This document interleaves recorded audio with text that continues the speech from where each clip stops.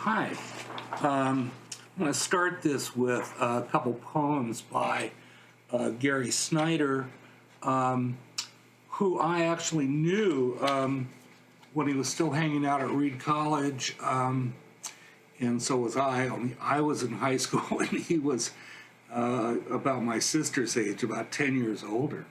And that was really my introduction to the West Coast, particularly San Francisco literary renaissance, and a style of writing which I later came to learn was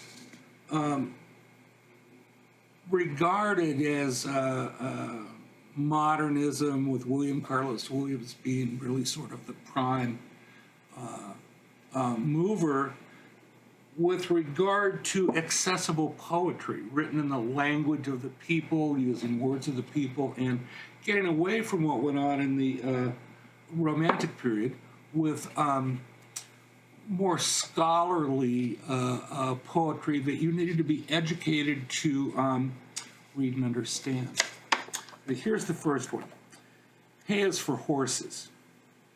He had driven half the night from far down the San Joaquin, through Mariposa, up the dangerous mountain roads, and pulled in at 8 a.m.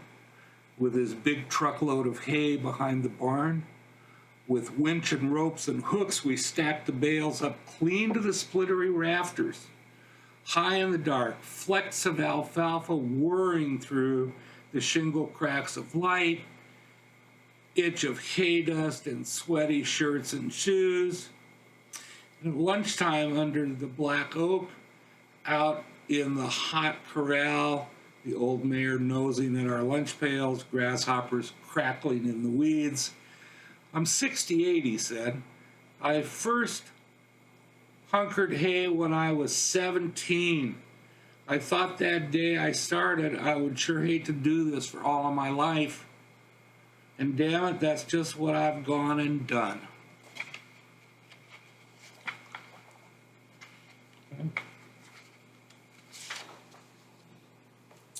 The next one comes from a period of time when Gary Snyder was at sea. He was discovering the world. He was starting to get involved in Zen Buddhism, and was a sailor, merchant marine, for a number of years. This is called Seaman's Ditty. I'm wondering where you are now, married or mad or free. Wherever you are, you're likely glad, but memories trouble me. We could have had us children. We could have had a home.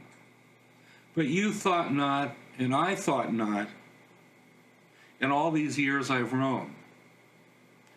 Today I work in deep, dark tanks and climb out to watch the sea. Gulls and salty waves pass by and the mountains of Arabi. I've traveled the lonely oceans and wandered the lonely towns. I've learned a lot and lost a lot and proved the world was round.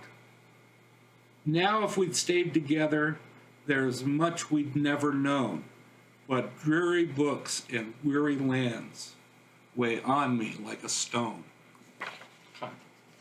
Now we're switching to me and some more contemporary fun poetry. The first one is entitled The Chicago Wife. One cat ago, or maybe two, I moved to Chicago from Portland, Oregon. Found a row of brownstones converted to condos and a special one, a fourth floor walk-up, in Old Town near North and Wells. There were more people in Old Town than in all of Oregon, and one parking space for every 4 or 5 cars. I married a crazy person with 2 crazy children, so I spent many days sitting outside on the deck, reading the Tribune, drinking coffee, and then moved to the local coffee shop 2 blocks away. Then Caribou Coffee came, and followed by Starbucks, and everybody left local for trendy. They came with their French bulldogs with alligator leashes and Burberry collars, and finally local closed.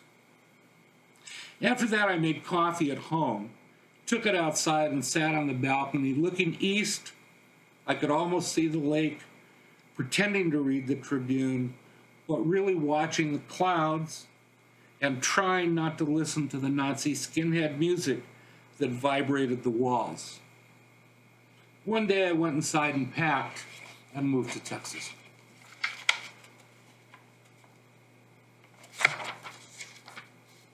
Okay. A little bit earlier, this is the 70s.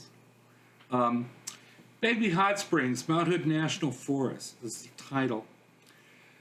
You said forever, sliding into the hollowed out cedar log with a whittled plug at one end connecting to a wooden aqueduct that came down from the hot springs. I'll love you forever, you said, as you took your clothes off and lit a candle as we got into the tub. I will love you forever, you said, as the hot springs water worked its magic, the candle burned down and finally out. The water cooled.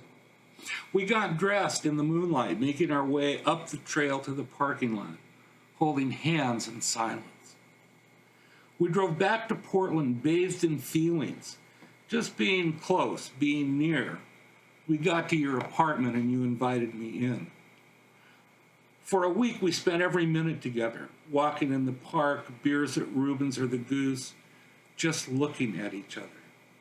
We talked for hours until there weren't any stories left. We made love, we walked, we held hands. I thought we could live together.